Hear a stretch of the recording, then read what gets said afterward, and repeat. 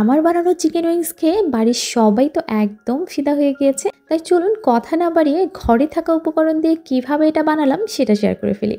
তো এখানে কিন্তু আমি চিকেনের বেশ কয়েকটা পিস নিয়েছি। যেহেতু একটা মুরগির ২ টাই উইংস থাকে, সো এখানে আমি মুরগির পাখা দুটো নিয়ে নিয়েছি আর তার সাথে কয়েক পিস মাংস নিয়েছি।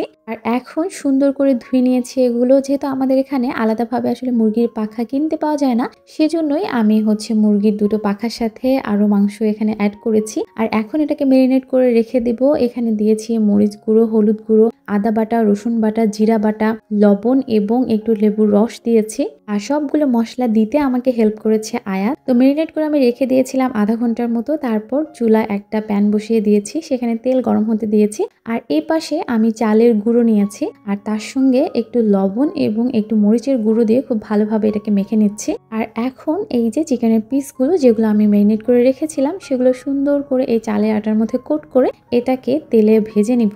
এখানে চালের আটা ব্যবহার করার কারণ হচ্ছে যে আমার হাতের কাছে চালের আটাটাই ছিল।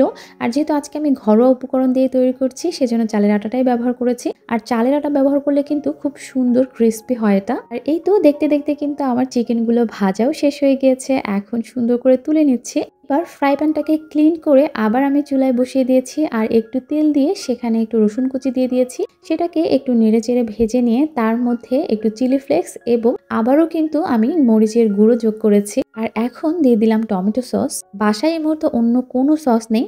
আর এই টমেটো সসটা এতটুকুই ছিল, যতটুকু ছিল আমি দিয়েছি। তারপর একটু চিনি দিয়ে দিলাম। আসলে এখানে মধু দিলে বেশি ভালো হতো, কিন্তু বাসায় এই মুহূর্তে মধু নেই, সেজন্য আমি চিনি দিয়েই কাজ চালিয়ে নিচ্ছি। আর এই পর্যায়ে দিয়ে দিব একটু মরিচ কুচি। মরিচ কুচিটা দিয়ে একটু নেড়েচেড়ে সেখানে আর একটু তিল অ্যাড করে দিব।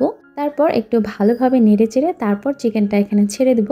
আসলে আমার কাছে মনে হয়েছে যে বাসায় যদি আরেকটু সস থাকতো তাহলে বেশি ভালো হতো, কিন্তু বাসায় আসলে আর সস নেই। আজকে তো আমি ডিসাইড করেই ফেলেছি যে বাসায় যে উপকরণগুলো আছে সেগুলো দিয়ে যেরকম হয় আমি সেভাবেই তৈরি করব। আর এখন কিন্তু এই যে চিকেনের যে পিসগুলো সেগুলো কিন্তু খুব ভালোভাবে নেড়ে চেড়ে এটার সঙ্গে একদম মিক্স করে নেব, তাহলে কিন্তু এটা খেতে অনেক বেশি টেস্টি হবে। এটা কিন্তু চাইলে আপনারা যখন চিকেন পিসগুলো ভালোভাবে ভেজে নেওয়া হয়েছিল তখনও খাওয়া যাবে, কিন্তু এটার স্বাদ আরো অনেক গুণ বেড়ে যায় যদি আপনারা এভাবে খান। একদম শেষ পর্যায়ে এটা সার্ভ করার আগে আগে একটু মরিচ কুচি এবং ভাজা তিল এর উপর দিয়ে ছিটিয়ে দিয়েছি, যাতে দেখতে আরো বেশি আকর্ষণীয় লাগে। আর এনারা হচ্ছেন আমার ফুড রিভিউয়ার।